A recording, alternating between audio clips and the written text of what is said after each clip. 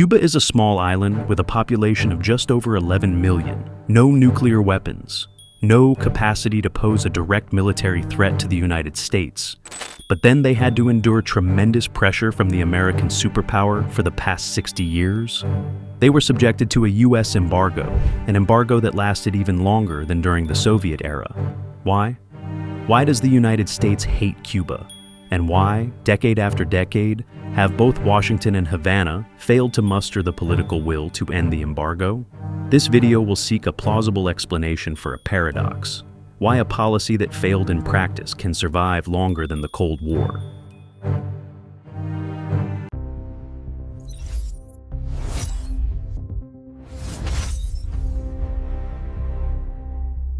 To understand why the US embargo on Cuba began, it is necessary to look beyond ideology and examine the economic structure of Cuba before 1959. Although Cuba was formally independent, its economy was deeply dependent on the United States. By the late 1950s, American companies dominated key sectors of the Cuban economy, including sugar production, mining, electricity generation, telecommunications, railroads, and banking.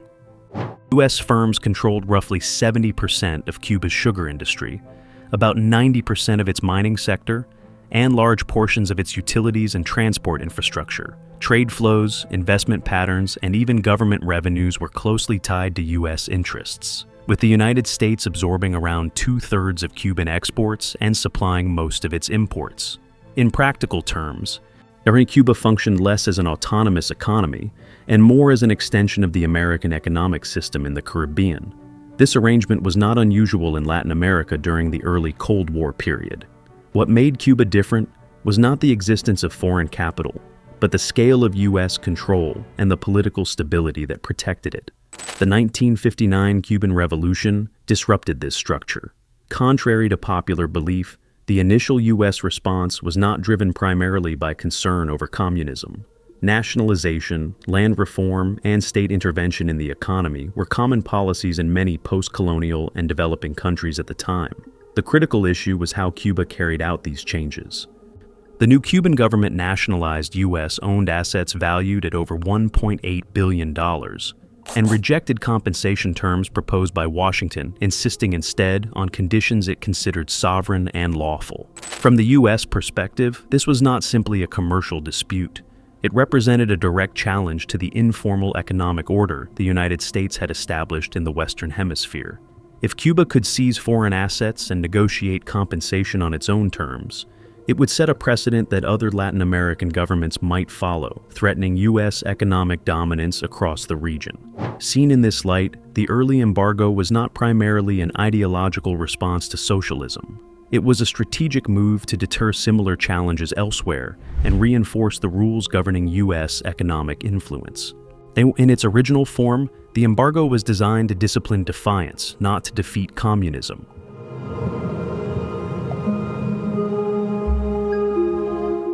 The transformation of U.S.-Cuba relations from an economic dispute into a security confrontation was not sudden. It followed a chain of decisions that left both sides with increasingly fewer options. The first major escalation came when the United States sharply reduced Cuba's sugar import quota in 1960. Sugar was not just another export, it was the backbone of the Cuban economy and the primary source of foreign currency. Cutting the quota did not simply express political disapproval. It directly threatened the country's ability to function. For Cuba, the consequences were immediate. The island needed alternative markets to sell its sugar, external financing to replace lost revenue, and security guarantees against further U.S. pressure. Economic survival and national security began to merge into a single problem. This context is critical to understanding Cuba's alignment with the Soviet Union. Cuba did not turn to Moscow primarily out of ideological commitment to Marxism. At that moment, ideology mattered less than survival. The Soviet Union was one of the few actors capable of absorbing Cuban exports, supplying fuel and industrial inputs, and providing military protection against the growing threat of U.S. intervention. Alignment with the Soviet bloc was therefore not a strategic preference. It was a forced choice created by economic isolation. Any remaining possibility of neutrality collapsed in 1961 with the Bay of Pigs invasion. The US-backed landing of Cuban exiles made clear that Washington was prepared to support regime change by force. From Havana's perspective, this confirmed the worst assumptions. Coexistence was no longer an option. Once the survival of the Cuban government was openly challenged, the relationship shifted irreversibly from economic pressure to security confrontation. That shift reached its peak during the Cuban Missile Crisis in 1962. By hosting Soviet nuclear missiles, Cuba became a central node in the Cold War's most dangerous standoff. For the United States, the crisis was not just a diplomatic episode. It was a near-apocalyptic event that brought nuclear war within reach. Even though the crisis ended through negotiation, its psychological impact on U.S. strategic thinking endured. Cuba was no longer perceived as a small, weak neighbor. From that point forward, Cuba was no longer viewed primarily as a country, but as a symbol of an existential danger that had once pushed the world to the brink.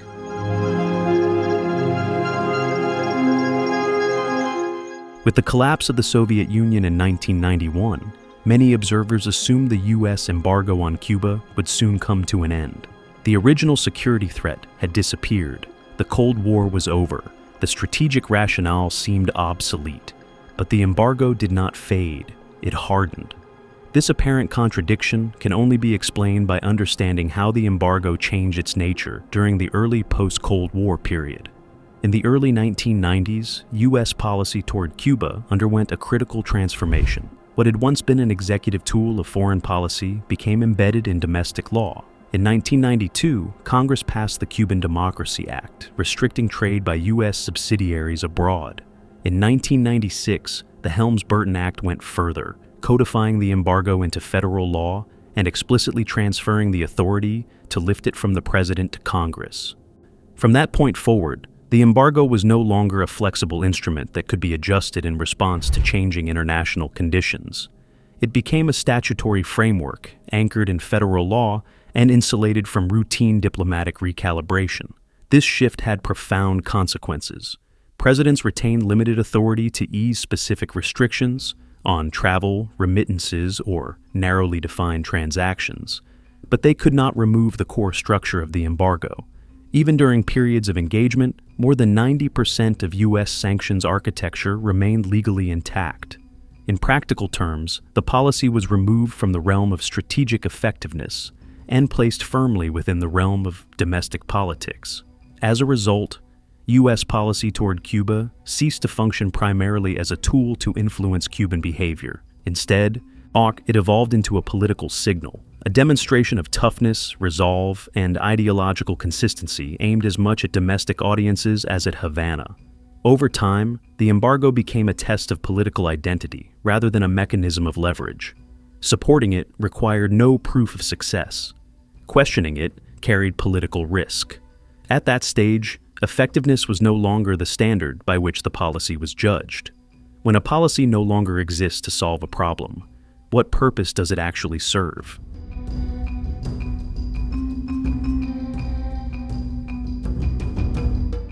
Cuba's most enduring constraint is not ideology or military power, it is geography. The island lies less than 150 kilometers from Florida, closer to the U.S. mainland than Washington, D.C. is to New York City. In strategic terms, that distance matters far more than Cuba's size or capabilities. From the 19th century onward, U.S. military planners have treated the Caribbean not as distant foreign space, but as a critical zone for homeland defense. Within U.S. strategic thinking, the Caribbean has long been defined as a security buffer. This logic dates back to the Monroe Doctrine of 1823 and was reinforced through repeated interventions during the 20th century when the United States deployed troops or naval forces in the region more than 30 times. Control of the Caribbean was understood as essential to protecting U.S. in shipping lanes, ports, and coastal cities.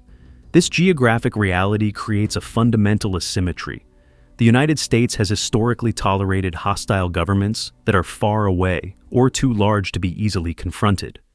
Distance reduces urgency. Size increases the cost of confrontation. In both cases, accommodation becomes possible. Cuba fits neither category. It is small enough to be coerced, yet close enough to be symbolically intolerable.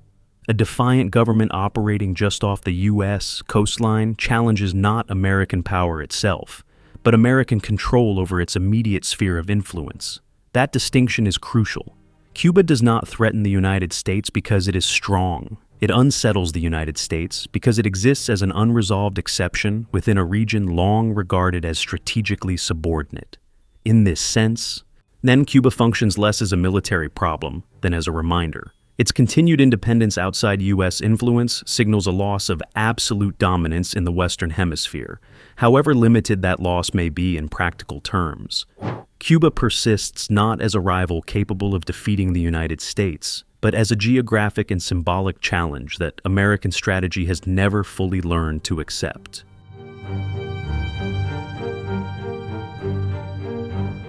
To understand why the embargo persists, it is not enough to look at Havana or Washington. A critical part of the answer lies in Miami. The Cuban-American community is shaped by a distinct historical experience. Many early waves of exiles lost property, social status, and political power following the 1959 revolution. For them, the embargo is not an abstract policy tool or a distant diplomatic dispute. It is tied directly to personal loss, identity, and unresolved grievance. This collective memory matters because it translates into political behavior. Cuban Americans in Florida are geographically concentrated, highly organized, and consistently engaged in elections. Their turnout rates and issue focus give them influence that far exceeds their share of the national population. In a state where presidential elections are often decided by razor-thin margins, this concentration carries disproportionate weight.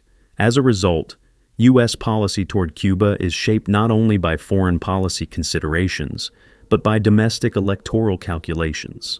The 2000 Elian Gonzalez case illustrates this dynamic with unusual clarity. A humanitarian decision, returning a child to his father in Cuba, triggered intense backlash within the Cuban-American community. The political consequences were immediate and lasting, reinforcing a lesson that policymakers across both parties internalized. From that point forward, Cuba policy became politically radioactive. Supporting engagement or compromise no longer carried clear strategic benefits, but it did carry electoral risk. Maintaining a hard line, by contrast, required little justification and offered political protection in a key swing state.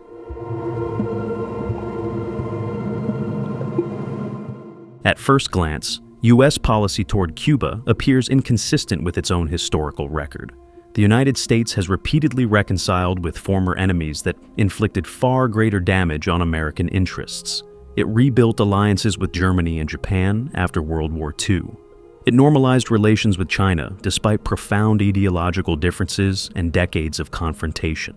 In each case, Washington demonstrated a clear willingness to move beyond past hostility when strategic conditions changed. This pattern reveals an important truth. The United States does not sustain long-term enmity simply because of ideology or historical grievance. So, why is Cuba treated differently? The answer does not lie in Cuban power. Cuba poses no meaningful military, economic, or global threat to the United States. It lacks the capacity to coerce, deter, or seriously disrupt American interests on the world stage. Cuba is an exception for structural and symbolic reasons. Its proximity places it within the United States' immediate strategic environment. Its survival outside U.S. influence grants it symbolic significance far greater than its material capabilities. Most critically, normalizing relations with Cuba risks signaling concession, an implicit acknowledgement of limits to American control in its own geographic sphere. For Washington, the concern has never been that Cuba might defeat the United States. The concern is what Cuba represents if it is forgiven. Accepting Cuba as a normal state would suggest that prolonged defiance within the Western Hemisphere can be tolerated. That implication extends well beyond Cuba itself. Cuba, therefore, is not punished because it is dangerous. It is punished because it exposes the boundaries of power, and those boundaries are most difficult to accept closest to home. Human rights have become the most effective justification for keeping the embargo in place, not because they offer a path forward, but because they lock both sides into inaction. From Washington's perspective, political repression in Cuba provides a ready-made rationale for maintaining sanctions. Arrests of dissidents, restrictions on speech, and limits on political competition are cited as evidence that engagement would legitimize an authoritarian system. In this framework, the embargo is presented not as a failed policy, but as a moral stance. From Havana's perspective, the embargo itself becomes an explanation and a defense. Economic hardship, social unrest, and political instability are attributed to external pressure. Internal repression is framed as a necessary response to a permanent state of siege imposed from abroad. The result is a closed loop. U.S. sanctions are justified by human rights abuses. Human rights abuses are justified by U.S. sanctions. Neither side is required to move first. Each can point to the other, as the reason change is impossible. Responsibility is endlessly deferred, while the structure of confrontation remains intact. This dynamic does not resolve human rights concerns, nor does it produce meaningful reform. It simply stabilizes a political stalemate by turning moral language into a mechanism of inertia. Human rights in this context do not function as a bridge to change. They function as the logic that allows stagnation to continue indefinitely.